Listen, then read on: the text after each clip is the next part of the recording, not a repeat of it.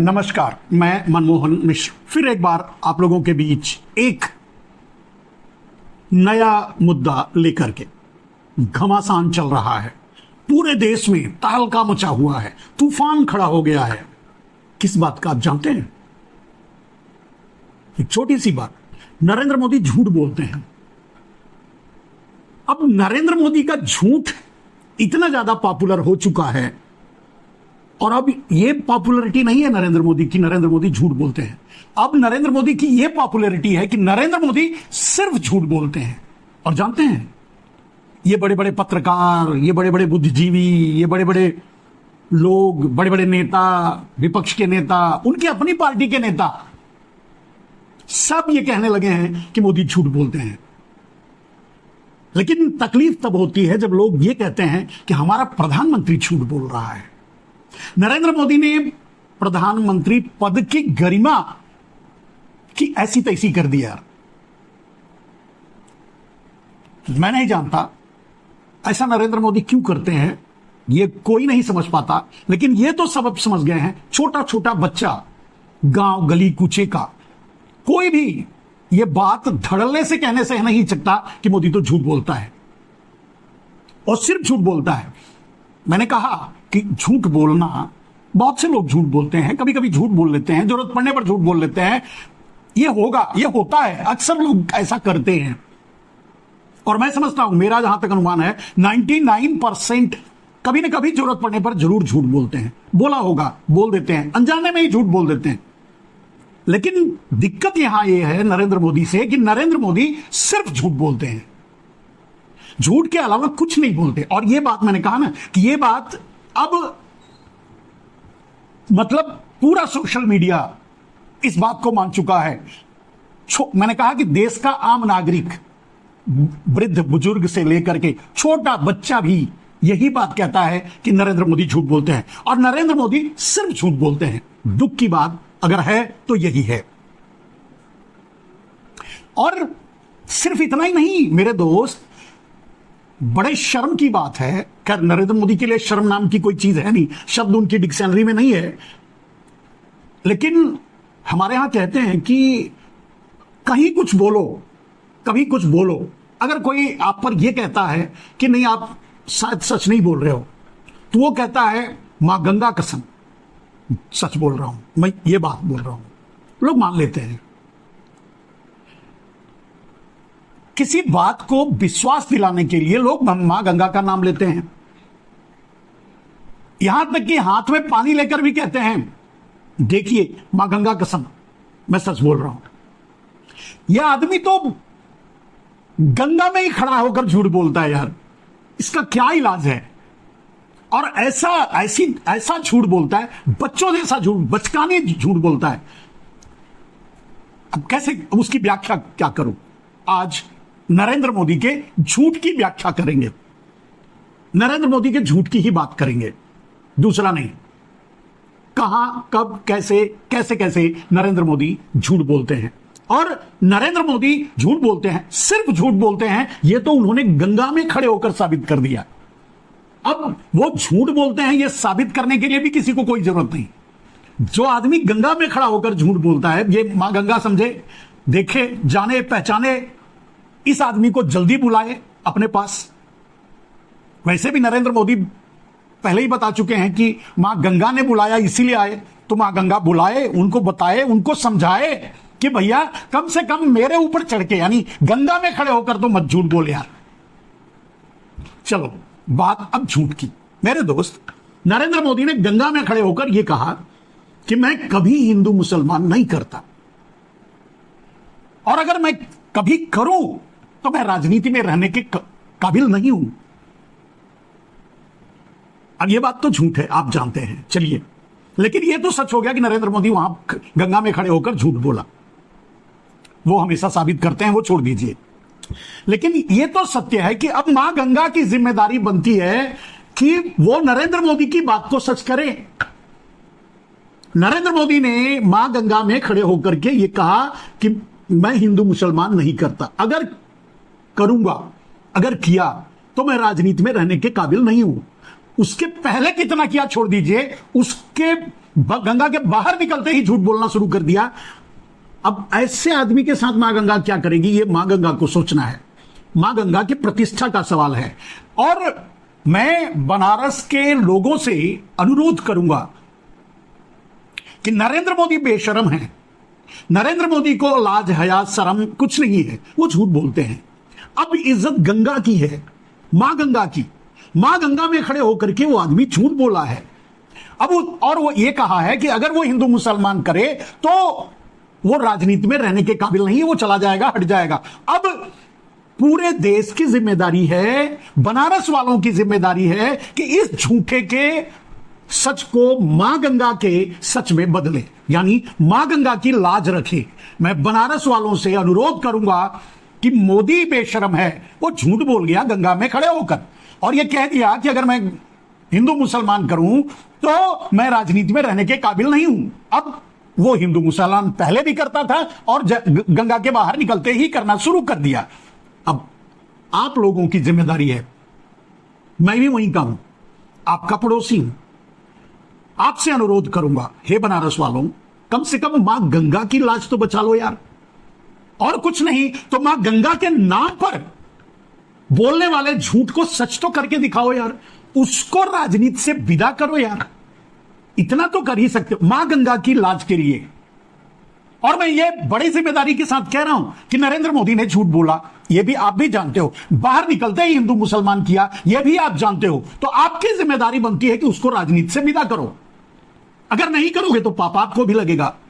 मां गंगा की कसम खानी पड़ेगी हर बनारस वासियों को, हर देश के हर देशवासियों को, कि वो मां गंगा की लाज रखने के लिए नरेंद्र मोदी को राजनीति से दूर करे।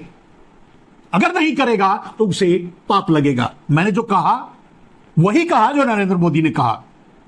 आपके सामने भी वही बातें कह रहा हूं कि आपको, नरेंद्र मोदी को छोड़िए, आपको मां गंगा की लाज रखनी है।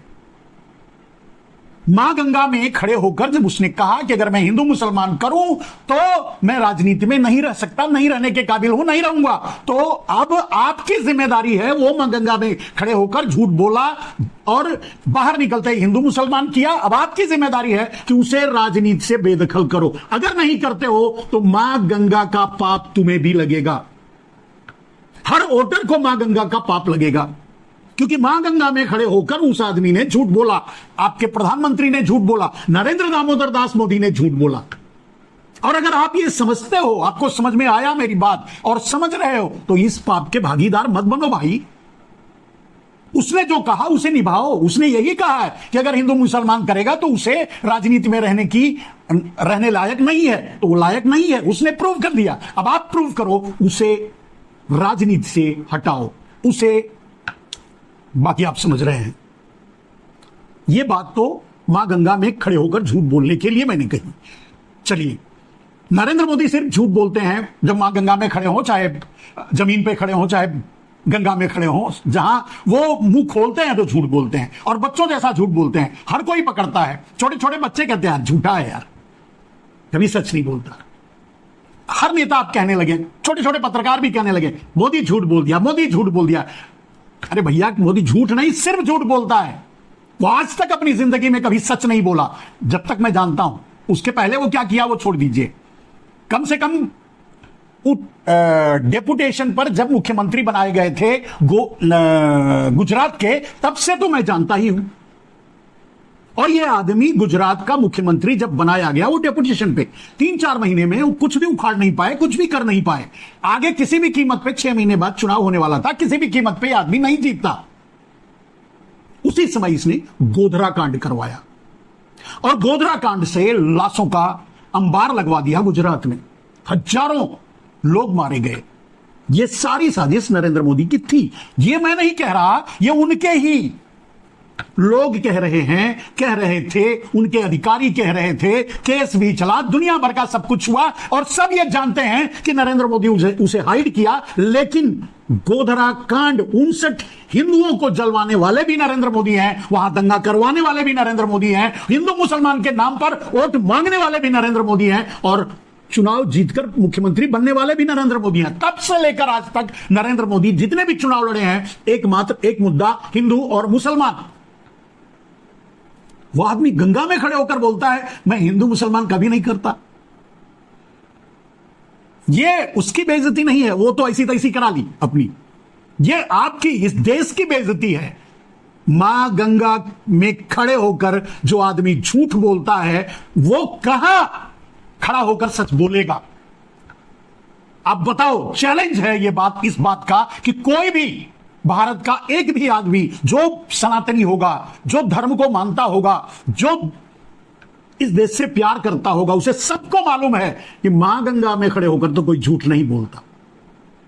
यहां तक कि मां गंगा में जब नहाने वगैरह कोई जाता है, नहाता है, नहा करके ये कहता है कि मां गंगा मुझसे कहीं झूठ निकल गया हो मुझसे तो उसे क्षमा करना, और वो स्नान करता है, बोलता है मैंने जो जाने अनजाने, जाने और अनजाने दोनों में कभी अपनी जुबान से या अपने कर्म से पाप किया हो तो उसे माफ करना, क्षमा करना। जो आदमी गंगा में ही खड़ा होकर झूठ बोलता है, यार उसका पाप कितना बड़ा है बताओ आप। और अगर उसके बाद भी आप उसे वोट देकर जिताते हो तो आप कितने बड़े पापी हो। नहीं बात समझ में आई? चलिए आराम से इसको एक बार नहीं, दो बार नहीं, 4 बार देख लेना, और अगर बात समझ में आए तो अपनी जिम्मेदारी निभाना। मां गंगा में खड़ा होकर के वो आदमी झूठ बोला है, उसकी सजा उसे मिलनी चाहिए, क्योंकि मां गंगा की लाज बचानी है। अगर वो जीत गया, अगर वो राजनीति में बचा रहा तो ये मां गंगा की बेइज्जती है। ये मैं सही कह रहा हूं, आप सोचना कि मैं गलत कह रहा हूं या सही कह रहा हूं।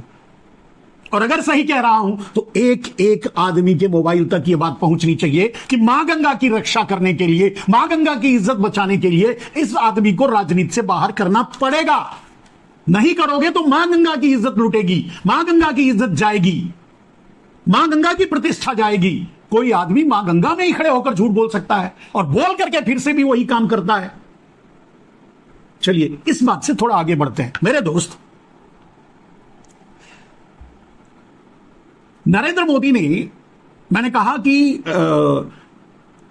हिंदू मुसलमान की राजनीति से हटकर आज तक एक भी राजनीति नहीं की है। हिंदू मुसलमान पाकिस्तान ही उनका सबसे बड़ा मुद्दा है, सबसे बड़ा हथकंडा है, जिसके जरिए वो राजनीति करते हैं, जीतते हैं, जो भी है। ये तो सच है। और सिर्फ गोधरा की बात नहीं है मेरे दोस्त, वो 6 महीने पहले ही उन्होंने ये कांड करवाया था जिसके जरिए वो मुख्यमंत्री बने। कोई भी मतलब भारत का एक ब्लाइंड मैन, मतलब एक जो राजनीति की एबीसीडी नहीं जानता, उससे भी अगर पूछो कि गोधरा कांड नहीं हुआ होता तो क्या नरेंद्र मोदी फिर भी मुख्यमंत्री बनते? उसका यही जवाब होगा नहीं। अब आगे बढ़िए।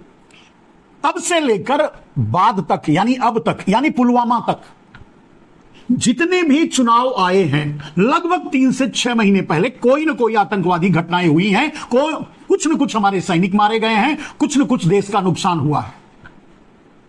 यह आदमी का रिकॉर्ड है। चलिए उससे थोड़ा आगे बढ़ते हैं। नरेंद्र मोदी कभी भी हिंदू मुसलमान की राजनीति से बाहर निकलकर राजनीति करते ही नहीं।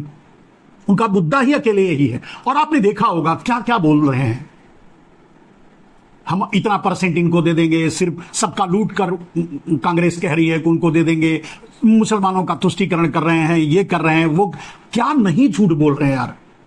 मुसलमानों पर कौन सी बात, प्रतिदिन उनका भाषण मुसलमानों से ही शुरू होता है, मुसलमानों पे ही खत्म होता है। जैसे राहुल गांधी का भाषण अडानी से शुरू होकर अडानी पर खत्म होता है, वैसे ही नरेंद्र मोदी का भाषण मुसलमान से शुरू होकर मुसलमान पे खत्म होता है।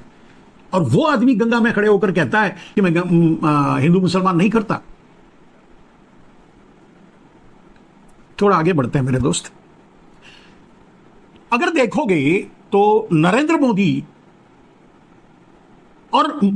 मोदी को मुसलमानों से क्यों इतनी नफरत है मैं नहीं जानता, लेकिन एक सवाल बनता है कि क्या मोदी यानी नरेंद्र मोदी राष्ट्रवादी हैं, नरेंद्र मोदी या मुसलमान? राष्ट्रवादी कौन है? देश में बलिदान किसने दिया है? देश को बचाने के लिए अपनी जान किसने दिया है? मेरे दोस्त, मैंने इतिहास में खंगालने की कोशिश की, आप भी गूगल कर लीजिए, लिखिए बार बार कि कितने शहीद हुए, कितने क्रांतिकारी थे, कौन थे। जब उनको जानने लगेंगे तो मुझे तो कोई मोदी, शाह, पारेख, मेहता नहीं मिला यार, जो कभी फांसी चढ़ा हो, देश को आजाद कराने के लिए अपनी जान दी हो। मुझे नहीं मिला। पटेल और गांधी की बात मत करो, वो जीवित थे आजादी के बाद। हालांकि इनके ही लोगों द्वारा गांधी मारे भी गए। और नरेंद्र मोदी तो उनमें से हैं जो पटेल के सबसे बड़े आलोचक हैं। उनकी किताब आप ज्ञान गंगा ज्ञान ज्योति समथिंग कुछ है, वो लेकर के पढ़ करके देख लीजिए। खैर हम उस पर नहीं जाते। हम ये कहना चाहते हैं कि जितना बलिदान देश की आजादी के लिए मुसलमानों ने दिया है, उसका 0.001% भी मोदी, शाह, पारेख, मेहता का नाम मैं ढूंढ करके थक गया, नहीं मिला। आपको मिले तो मुझे भेजना। और सिर्फ वही नहीं, आज भी भारत की सीमाओं पर हिंदू और मुसलमान दोनों मर रहे हैं देश की रक्षा करते हुए। लेकिन मुझे कोई मेरी भी उम्र बहुत हो गई, लेकिन अब तक कम से कम 50 वर्षों से तो मैं राजनीति को समझने लगा, जानने लगा। लेकिन मुझे कभी कोई शाह, मेहता, पारेख नहीं मिला जो शहीद हुआ हो किसी बॉर्डर पे, उसका जनाजा गुजरात गया, मुझे नहीं दिखाई दिया। हां, लेकिन यह बात जब मैंने तलाशने की कोशिश की कि क्या इनकी विशेषता क्या है, मोदी की विशेषता क्या है, शाह की विशेषता क्या है, किस चीज में ये माहिर हैं, मतलब क्या कर रहे हैं, क्या किए हैं, तो जितने भी भगोड़े हैं देश का बैंक लूट करके, देश का पैसा लूट करके, देश का में फ्रॉड करके, वो सबके सब आप खुद देख लीजिए। हर्षद मेहता से लेकर केतन पारेख और नीरव मोदी, मेहुल चौकसी तक, ललित मोदी तक, आप देख लीजिए। फाइनेंशियल वेल ऑर्गेनाइज्ड क्राइम अगर किसी ने किया है तो यही है, इसमें महारत है इनको। आप खुद देख लीजिए, रिकॉर्ड की बात मैं कर रहा हूं, ऑफ की बात नहीं कर रहा हूं।